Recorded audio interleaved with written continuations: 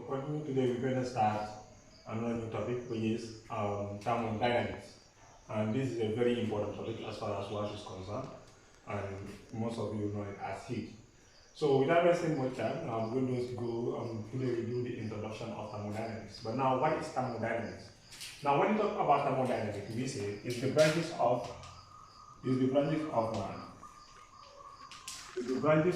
physics. The branches of physics that deals with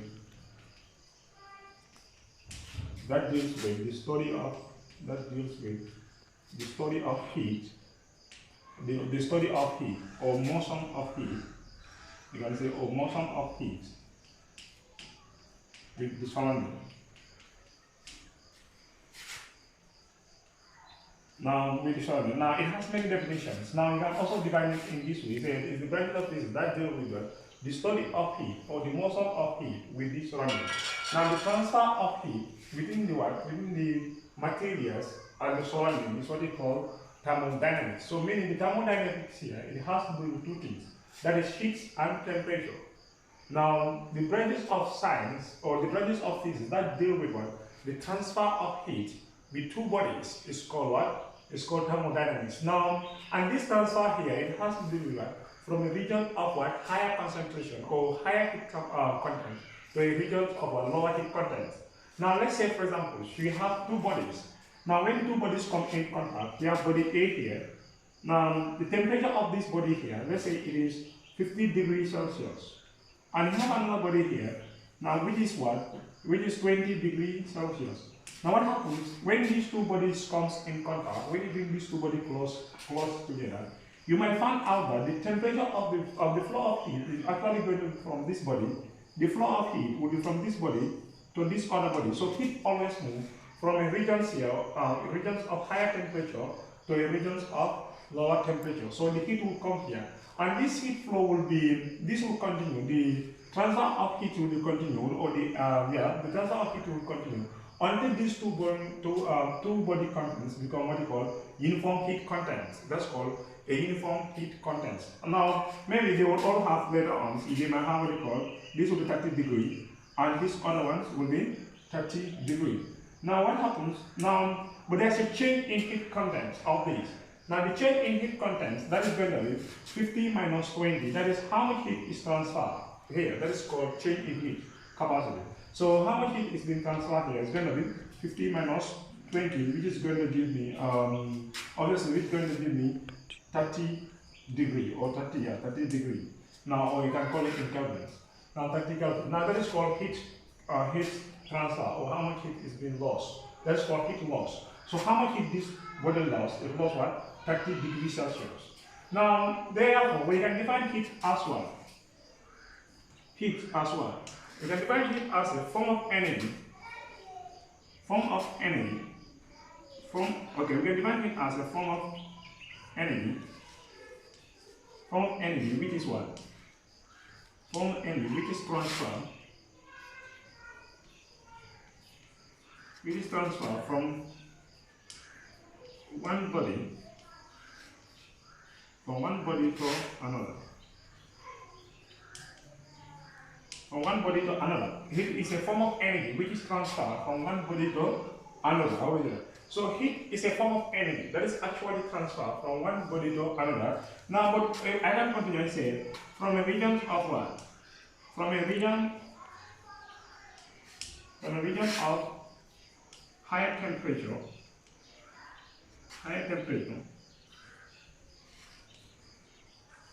to a region of lower temperature. The regions of lower temperature. Now, heat was to deal with. Now, it is actually transferred from one body to another, but from what? From a region of what? Higher temperature to a region of what? Lower temperature. So, heat is a form of energy, and it is moved from one body to another. So, therefore, when heat is a form of energy, we said, now we can use what? Energy. All energies, the SI unit for all energies in what? Is in joules. So heat is what? It has an SI unit of what? Of joules. Right? it has an SI unit of joules, which is capital G. It has an SI unit of joules. So the SI unit for heat is in joules because it's a form of energy, and energy is measured in joule. That is another property of heat. Now, if we also look at heat here, now it is measured. Now, heat is actually measured, the heat content of the body, it is measured using what we call caloric meter. Now, heat is what? Heat is measured. It is measured using what we call caloric meter.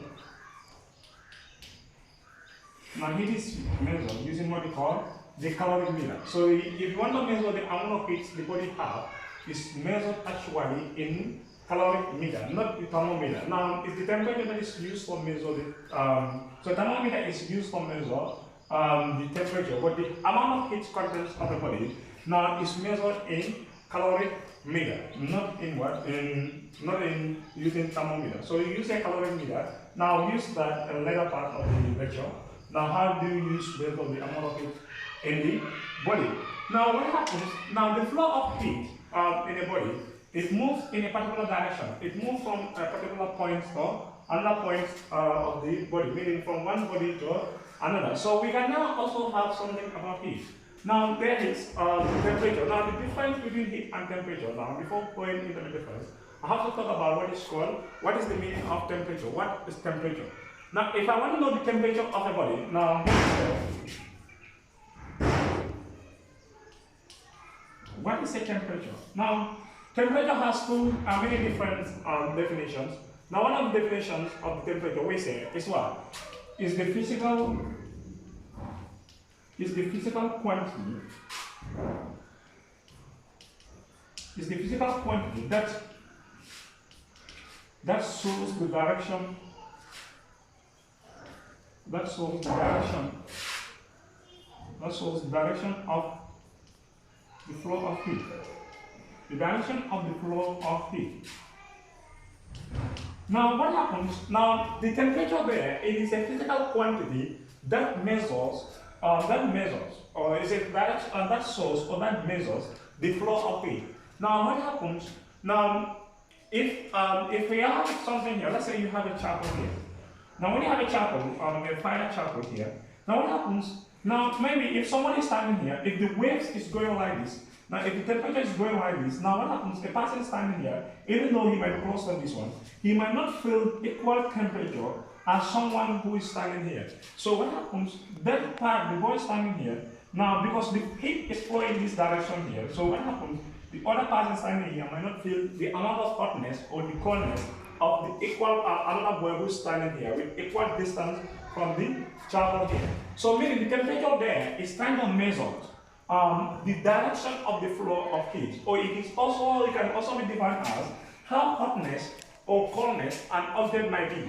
Now this is why we said initially, why I've been asking this question here, I like to repeat this. If we have equal materials, now what happens if you have two materials? Now let me still use the charcoal. Now you might take two charcoal from a pot or from a fire. Now what happens? They are all charcoals here, but this charcoal here, they can have what they call equal what? They can have equal temperature. Their temperature might be equal. Now they may all be at 100 degrees Celsius. But now what happens? Their heat contents, their effect now would not be equal because this one might be bigger than this other. So the heat content of this in terms of masses will not be the same as this. We better go on that when it comes to where we said whether it depends on mass or it doesn't depend on mass. Now to continue here, we said heat is measured by using caloric meter. Now you can also measure temperature by using what you call thermometer.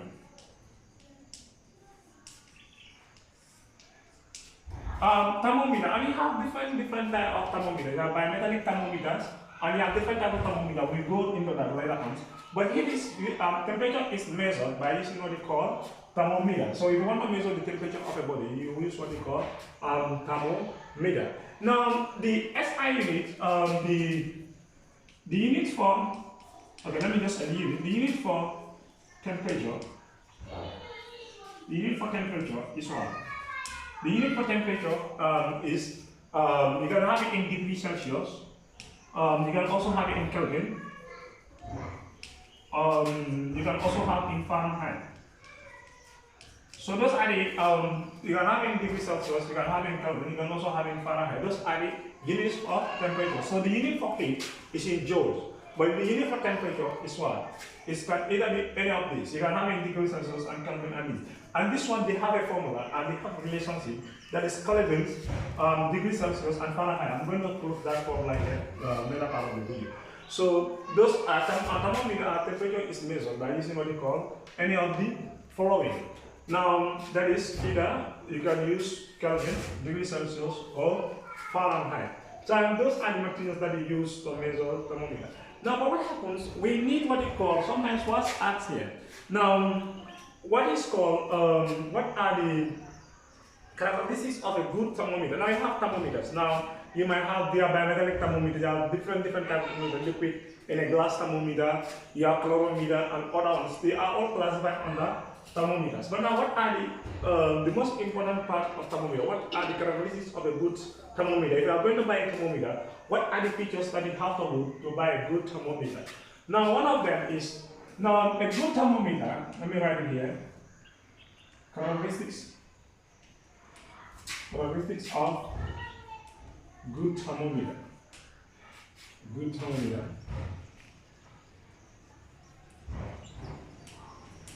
Now, characteristics of a good thermometer. Number one. Now, we're going to say a good thermometer.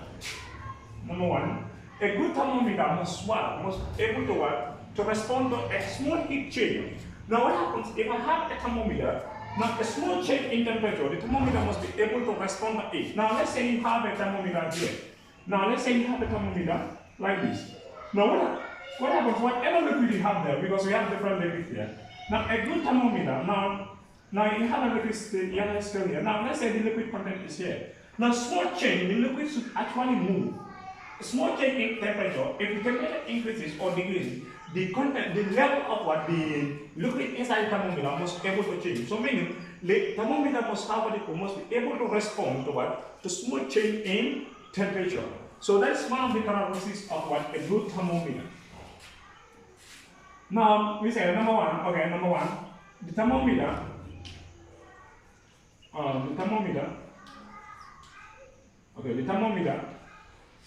must be able to respond to small change in temperature. Small change in temperature.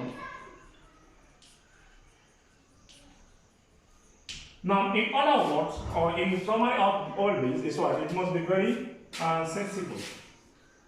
Now, sensitivity, what is called the sensitivity of a thermometer. Now, it must be very sensitive. Now, that is number one here. And number two here, now, it must also have what you call uniform expansion and contraction. Now, not like water. You know, water has what we call that the expansion of water is not uniform. Now, but for good thermometer, the liquid air must have what we call the uniform expansion or contraction. Now, what happens? Let's say you put in the mercury.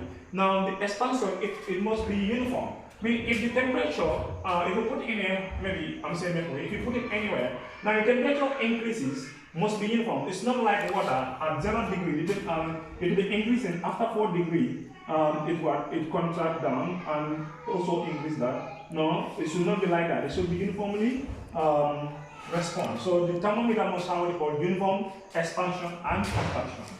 It must be uniform. It must have uniform expansion and contraction. Uniform expansion and contraction. That's another characteristic of a good thermometer. Now the characteristics of a good thermometer is that now the glass must be able to withstand the temperature. Now it must be able to measure a high temperature and a low temperature. Now let's say for example, we have temperatures like alcohol in a glass thermometer. Now those ones, they cannot measure high temperature. Now they can only measure small temperatures. Now any temperature above 76 degrees. Now the liquid, the alcohol in a glass thermometer cannot able to measure that temperature. So, but a good thermometer should be able to measure both high temperature and a lower temperature anywhere you are. So those are called, another calculator says it must be able to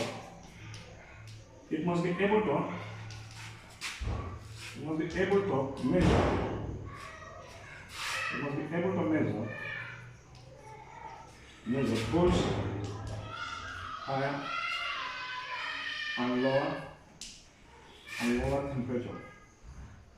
That is another characteristic of a good thermometer.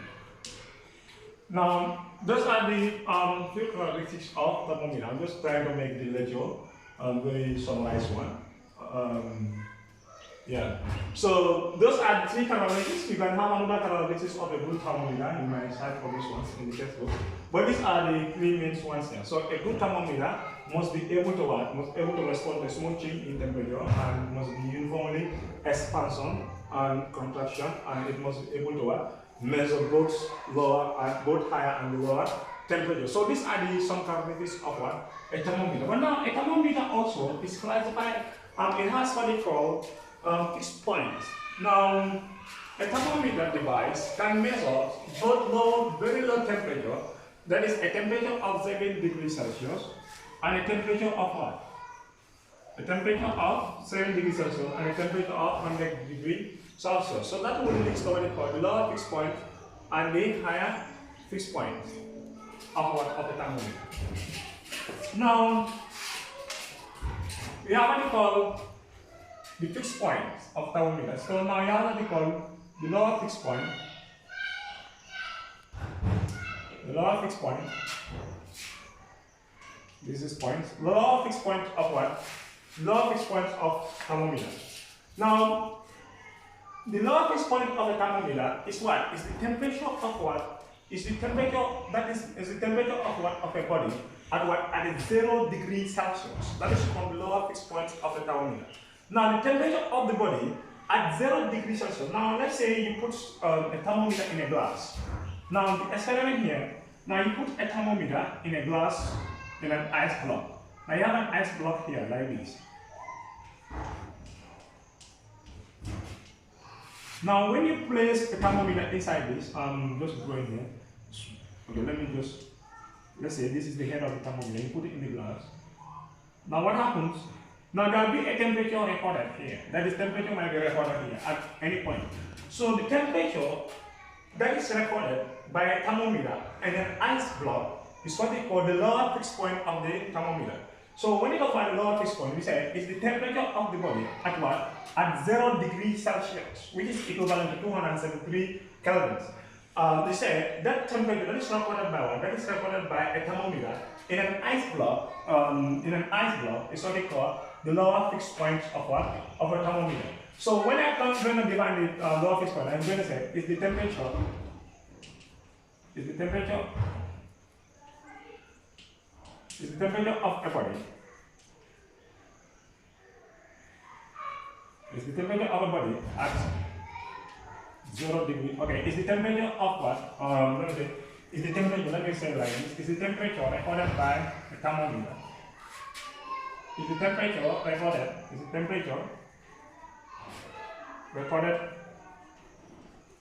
recorded by thermometer in an ice. By thermometer in an ice block. This is also right in an ice block. You can also take this temperature. You can also take this definition. You can say is the temperature recorded by thermometer in an ice block, or you can say is the temperature of the body at 0 degrees Celsius. These both definitions are accepted. So this is called the temperature in the lower fixed point, or this is the lower fixed point of what? Of a thermometer. Now we also have what we call the higher fixed point. The high fixed point. Okay, I call it high fixed point now. Now the high fixed point of a thermometer is the temperature of the body at a steam point. Now here we say is the temperature of the body at an ice point, and in an ice block, which is 0 degrees Celsius. Now I say you can also say is the temperature of the body in a 0 degrees Celsius. But when I say the high fixed point is the temperature of the body, is the temperature of the body is the temperature of the body. Okay, it's the temperature of the body in a steam. Okay, what I say is the temperature recorded by a thermometer in a steam. That's also a good definition. I will prefer that, but is the temperature recorded by a thermometer in a steam. Now we know steam. When I say steam is equals to 100 degrees Celsius.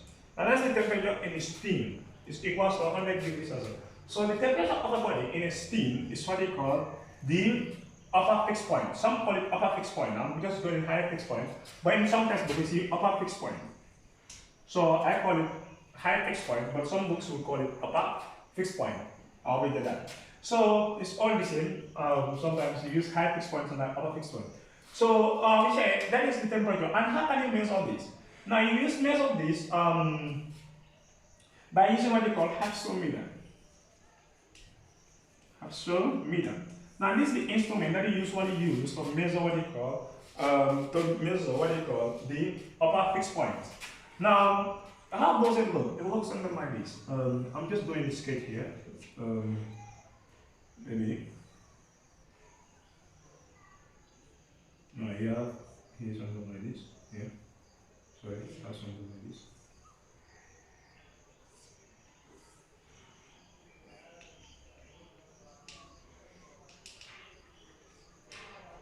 Now I'm getting here. Now you have this one here.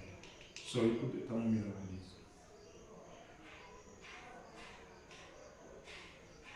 Now this is the one. Now let's say this is thermometer, right? Okay. Now what happens? Some precautions here. You take a particular precaution here. What is always asked? What is the precaution? Now what happens? I want to measure the temperature at the steam point of what? The temperature at the steam point of what? A particular liquid. Now what happens if I immerse this? If I immerse this thermometer inside this hypsometer here, what happens? It may give a particular temperature that is above 100 degrees Celsius. This is because this may contain some impurities. This liquid here may contain some impurities. And remember, impurities, they increase the boiling point of what? Liquid. So if I put the thermometer inside the liquids, it might not be exactly 100 degrees Celsius. So it might affect my experiment. So but I want to measure the temperature here. So what happens? I'll just hang the thermometer inside the liquid like this, or on the surface of the liquid. I just have to be hanging there by using anything. Now what happens? The steam that is actually leaving from here, those steams there are actually 100 degrees Celsius. So that will affect what? My reading here, or that have an effect on my reading here. So you don't actually put the thermometer inside the liquid. Why? You don't put the thermometer inside this liquid. Why? Because this liquid might contain impurities, and those impurities might affect what? My boiling point. The boiling point might increase. So this is why I don't actually have to immerse the thermometer inside this. Now that will have the 100 degrees Celsius. Now what happens? Now you record the two now. Now when you have record the two, you have what you call the lower fixed point, you have the upper fixed point. Now between these two fixed points, or the difference between these two fixed points is what you call the fundamental interval. Now that's what you call the fundamental interval. Fundamental interval. Yeah, what you call fundamental intervals. Now, what is a fundamental interval? It's the difference between the upper fixed point and the lower fixed points of what? Of a particular body.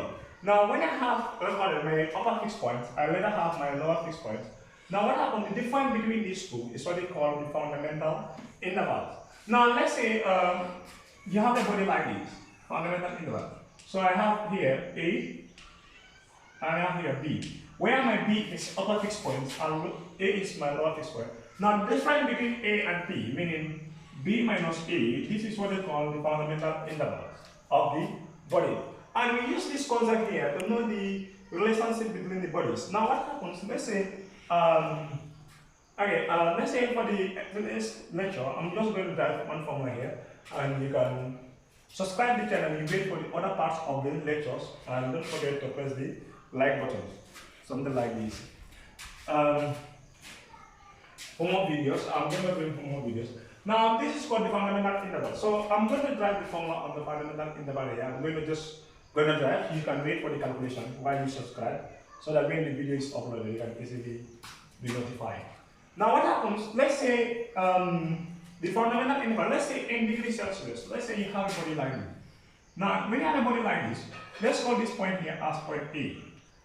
Now what happens, the temperature in the degrees Celsius at the low, like I talked about, the lower fixed point, now we say temperature here is 0 degrees Celsius. Now but what happens, let's say the temperature that is being recorded, it is what? It is here. Let's say it's in this point here, which is N. Let's call this point N, or here. Let's say here is C. This is the temperature recorded, C. And this C is in point B. Now, let's say the temperature at the steam point is what we call 100 degrees Celsius. Now, 100 degrees Celsius. Now, remember, I talked about this in the definition. I said the temperature at the steam point is 100 degrees Celsius, and temperature in the lower fixed point is 0 degrees Celsius. So let's say when I measure, this was the temperature recorded. So I'll call this point here, A, B, C. I'll call here as C. Now, this is what we call in Kelvin scales, in Celsius scales. Now, when I come in Kelvin scales, this is in Celsius scale, you can see Celsius scale. Now, what happens in these other ones, I'm going to say 0 is equivalent to 273 Kelvin. You must know that, 273 Kelvin. So, what happens, let me call this point A, B, C. I'm going to call this point B. Well, let's say the temperature recorded here, that is equivalent to B, so let me call it as K, which is going to B. I'm going to use V here. Let me use V, any letter. It doesn't matter. Now, just the difference between fundamental interval and this is always here in Kelvin is 100 because yes, this is equivalent to this. So I just have to add 100 to this to know the temperature at the steam point, because the temperature at the steam point is 100 degrees Celsius. So if I add 100 to this will be 373, if I'm right. 373 Kelvin. Now, what happens? I'm going to have the Fahrenheit scales here. Now, in the Fahrenheit scales, 273 is equivalent to 32 Fahrenheit in temperature. Now, let me call those points as point M. Okay, I'm not even at this point here. I can call here as U. Now, when I say the temperature that is recorded here is Fahrenheit is F. Okay, I want to use F as a Fahrenheit. Now, the difference between this and this, the fundamental interval, the constant fundamental interval in the Fahrenheit scale is that is 180. 180. So 180, let me use that. 180 plus 32. That's going to give me 240. Good. Okay. So let me call here as point M. I can call here as, did I use M before? Okay. I can call here as point M. Then I'll call here as W. Okay. Let me use this. So what happens? I'm going to use what we call a concept of mathematics here. Now the concept of mathematics is saying here. Now the difference, that is point AB, this point AB here, point AB over point CA must be equal to point, now okay, I'm taking from this point, I said this point to this point, then I also say from this point to this point, point DV. This is a triangular law, trigonometry law. And you have du, which is going to be over du. This equals to, now mn all over double m. So what I'm going to have here, I'm going to have, what is AB? So AB here is C minus, because C is the higher temperature here. I'm trying to avoid negative. So it is C minus 0. And the temperature here is 0. So this will be C minus 0. All over, this is going to be 100 minus 0. Because CA. This is going to be 100 minus 0. Now this must be equal to, now K, this, you have K 273. This is going to be K minus 273, K minus 273, which is also going to be equal to 373. 373 minus 217. 273 rather. Okay, this must also be equal to, now when you come here, it's going to be F minus 32.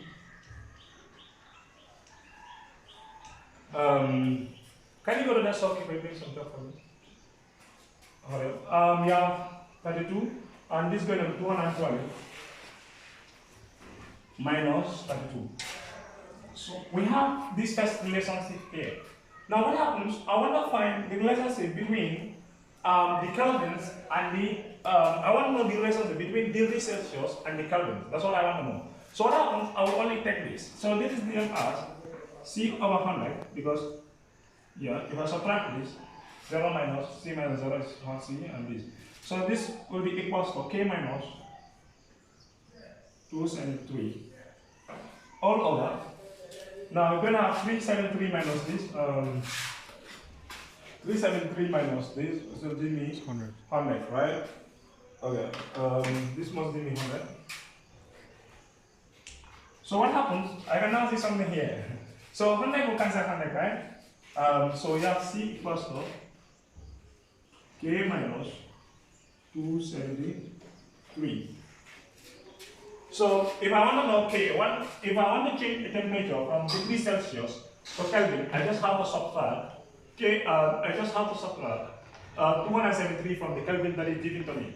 So I'm going to say this is the relationship here. But if I want to have what change from Celsius to Kelvin, now I'm going to say Kelvin is equals to C plus 273. So let me write that part. So that is the relationship between Kelvins and Celsius. Now I want to have the relationship between the degree Celsius and the Fahrenheit now. The relationship between degree Celsius and Fahrenheit is going to be equals to, now you have C over 100 still from this equation here. Remember, I'm taking this everything here. But now I want to equate to this other one. This is going to be equals to F minus 32 all over 240 minus 13. That is equal to 180, right? That is equals to 180. So what happens? Now from here, I can say this is the same as C upon 5. Just have to say 0 cancel 0. 10, 2 into 10 is 5 times. And 2 into 8, this is equals to F over 132 all over 9. Now what happens here? If I want to have the temperature here, now when I say this is the same as in Celsius, if I want to have temperature in Celsius will be equals to if I multiply this one here, this is given as F minus 32 all over 9 times 5. So what happens here, what I will have here is going to be this is going to be, now we are going to have, if I factorize, this is also the same as F over 9, 5 over 9, because if I factorize the 5, I bring this one here, minus F minus F2. Are we there? So you're going to have, so this is what you're going to have, you're going to have as what? So this is temperature, this is the temperature from, if you want to change temperature from Celsius, if you want to change temperature from what? From Fahrenheit to Celsius. So if you just want to find this, I will not do that, but if you want to change from Celsius to Fahrenheit, you just have to make Fahrenheit the subject of the formula. Oh, let me do that very fast. I'm going to say this is the same as what? This is C, I'm going to say this is C1. I'm going to, when I multiply this is going to be 9, and this is going to be 5, and this is going to plus 32. This is going to plus 32. This will be giving me the Fahrenheit here. If I make Fahrenheit the subject of the formula. So the temperature in Fahrenheit is equals to 9 over 5 C plus 32. So if I want to change from Fahrenheit to degrees Celsius, you can also have this. Now, let's say I want to have a relationship between Kelvins and Fahrenheit. I have a relationship between this and this. Now, the last one here.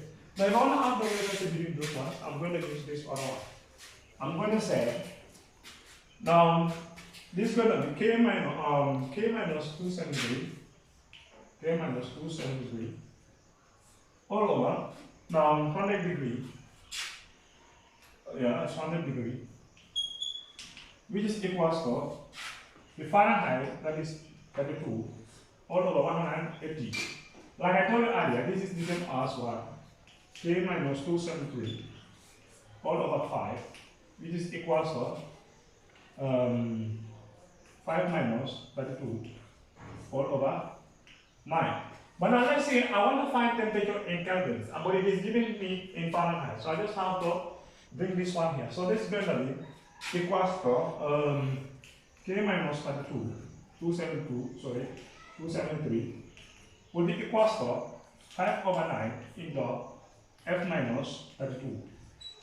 So what happens, I have to bring this one here. So the Kelvin would be equals to 5 over 9 into F minus 32. So this will be plus 273. So this will actually be the temperature in what? From Fahrenheit to Kelvin. This is the formula for that. So it's all right here. So okay, you can just subscribe and wait for the other parts of the video.